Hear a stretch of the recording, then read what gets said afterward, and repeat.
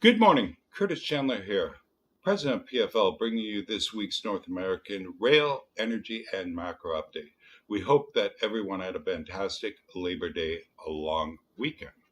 We've got a packed agenda for you this morning, from mixed market performance to significant energy logistic developments and some major political shifts that could reshape the rail industry.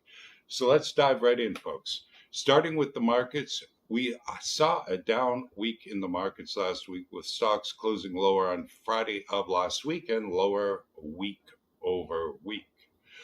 Looking at overnight futures, Dow futures are trading down 172 points from Friday's close, indicating a lower opening this morning.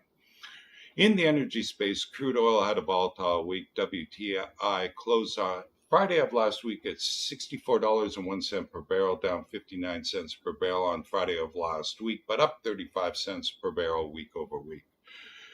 This morning, WTI futures are poised to open up $1.80 per barrel from Friday's close. Looking at the latest inventory data, crude oil stocks decreased by 2.4 million barrels week over week and are 6% below the 5-year average for this time of year. Gasoline inventories decreased by 1.2 million barrels, while distillate inventories dropped by 1.8 million barrels and are 15% below the 5-year average for this time of year. The bright spot was propane inventories, which increased by 1.7 million barrels and are 13% above the 5-year average for this time of year. Now for the rail traffic update. Overall, North American rail volumes were down 1.41% compared to the same week last year. 6 of AAR's 11 major traffic categories posted year-over-year decreases. The largest decrease came from forest products, which was down 11.51%, while the largest increase came from grain, and that grain was up 5.17%. Let's turn to the big stories we are watching out there for you, folks.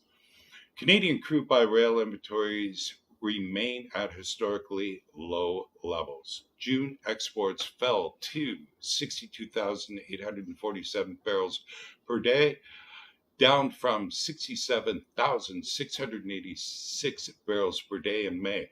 That's the lowest reading since August of 2020.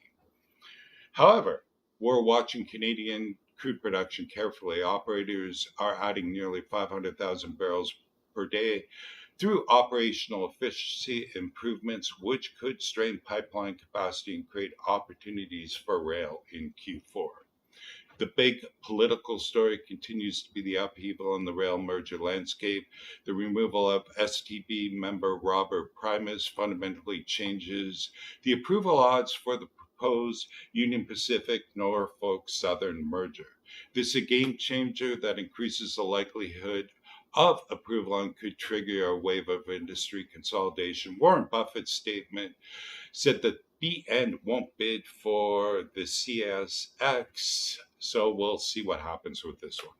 On the regulatory front, we're seeing significant developments in the Green Old Deal. The U.S. International Trade Commission issued an affirmative preliminary injury determination of solar panel imports from Indonesia and India. In Canada, a left-wing prime minister continues to play with Alberta. You won't believe what you read in this Rails report. Meanwhile, Mexico announced 50% tariff on Chinese solar panels. These trade actions are creating headwinds for solar development, which could ultimately benefit fossil fuel transportation, including crude, diesel, and LPG movements by rail. We saw positive labor news last week in rail. Unions and Class 1s came together. Rig count declined both in Canada and the U.S. Overall, we are down 92 rigs collectively year over year. The key takeaway from last week is what we're seeing out there is a period of intense strategic repositioning across multiple fronts. The political changes At the SDB, make rail merger consolidation more likely. Trade actions are reshaping energy commodity flows. Canadian production growth is creating potential opportunities for crude by rail despite current low levels.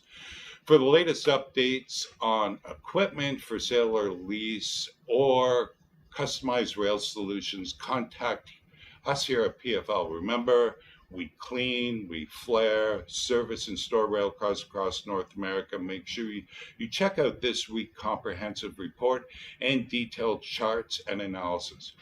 Thanks for tuning in. We'll see you next week with another update on what's moving North American rail and energy markets. Have a safe week, folks, and thanks for listening. And please make sure you read this week's rail report.